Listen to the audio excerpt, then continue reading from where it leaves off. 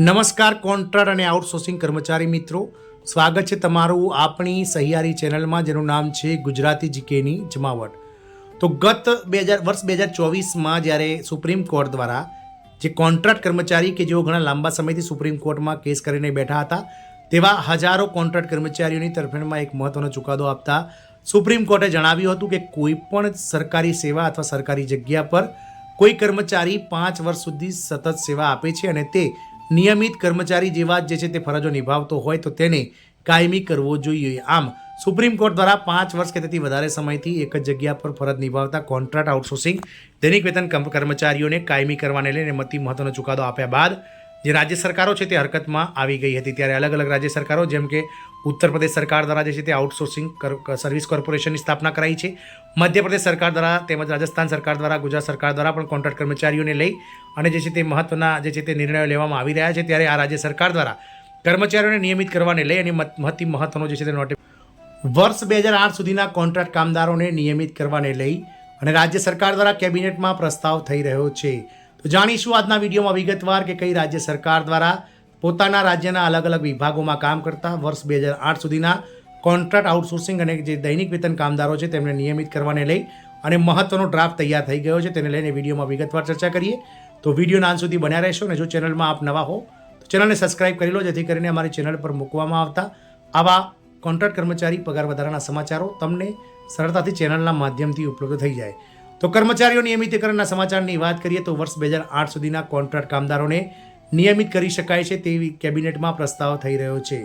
મુખ્ય સચિવ આનંદ વર્ધનની અધ્યક્ષતામાં મળેલી બેઠકમાં ચર્ચા કર્યા પછી નિયમિતીકરણનો મુદ્દો કેબિનેટ સમક્ષ મૂકવા સંમતિ આપવામાં આવી છે. વાત કરીએ ઉત્તરાખંડમાં તો ઉત્તરાખંડમાં પુષ્કર ધામી સરકાર દ્વારા ઉત્તરાખંડના અલગ અલગ વિભાગોમાં કામ કરતા કર્મચારીઓના નિયમિતીકરણ અંગે એક નવું અપડેટ સામે આવ્યું છે.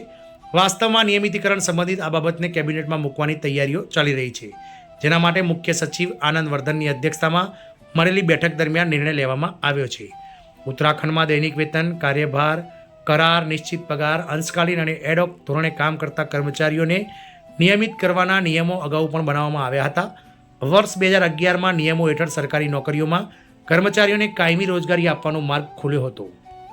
આ નિયમ મુજબ સરકારી સેવામાં 10 વર્ષની સેવા પૂર્ણ કરનાર કર્મચારીઓને કાયમી કરવાનો નિયમ હતો, પરંતુ 2013માં આ નિયમનું ઉલ્લંઘન કરીને બીજો નિયમ તૈયાર કરવામાં આવ્યો હતો.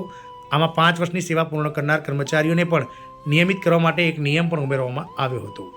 જો કે વર્ષ 2018માં આ નિયમ વિરુદ્ધ નૈનીતાલ હાઈકોર્ટમાં એક અરજી દાખલ કરવામાં આવી હતી. આ પછી હાઈકોર્ટે 22 ફેબ્રુઆરી 2024ના રોજ નિયમિતીકરણ સંબંધિત આદેશ જારી કર્યો હતો, જેમાં વર્ષ 2013ના નિયમોના શરતો 10 વર્ષ કરવાની સૂચના આપવામાં આવી હતી.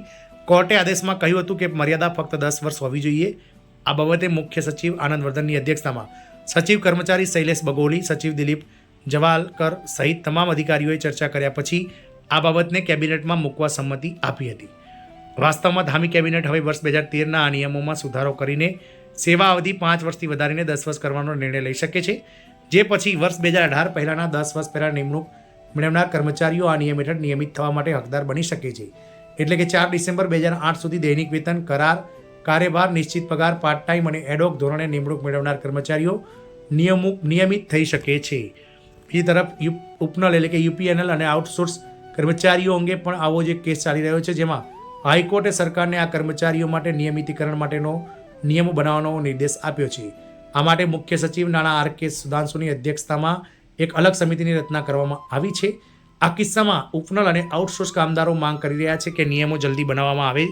એવું પણ કહેવામાં આવી રહ્યું છે કે આ કામદારોને પણ કરાર આધારિત અને એડોક કામદારો માટે બનાવવામાં આવી રહેલા નિયમોમાં સામેલ કરવામાં આવે, જેથી તેઓ પણ જલ્દી નિયમિતીકરણનો લાભ મેળવી શકે. બીજી તરફ જો ઉપનલ કર્મચારીઓની વાત માનીએ તો મુખ્યમંત્રી પુષ્કર ધામીએ પણ આઉટસોર્સ અને ઉપનલ કર્મચારીઓ માટે નિયમ બનાવવાની વાત કરી છે. આવી સ્થિતિમાં આ પ્રક્રિયા ઝડપથી આગળ વધવી જોઈએ. તેમણે કહ્યું કે હાલમાં નિયમિતીકરણ માટેના નિયમો પર કામ દેખાતું નથી. બીજી તરફ આગામી સમયમાં ચૂંટણી વર્ષ પણ શરૂ થવાનું છે. આવી સ્થિતિમાં સરકારે આ અંગેનું કામ જલ્દી પૂર્ણ કરવું જોઈએ. આમ ઉત્તરાખંડમાં વર્ષ 2008 સુધીના જે કોન્ટ્રાક્ટ કામદારો છે તેને નિયમિત કરવાને લઈ અને જે છે તે હાઈકોર્ટના ચુકાદાને આધીન હવે કેબિનેટમાં પ્રસ્તાવ મૂકવામાં આવી રહ્યો છે. કેબિનેટ દ્વારા આગામી સમયમાં મુખ્યમંત્રીની અધ્યક્ષતામાં મળેલી બેઠકમાં આ નિર્ણય પર જે છે તે મંજૂરીની મહોર વાગી શકે છે. જય હિન્દ, અસ્તુ.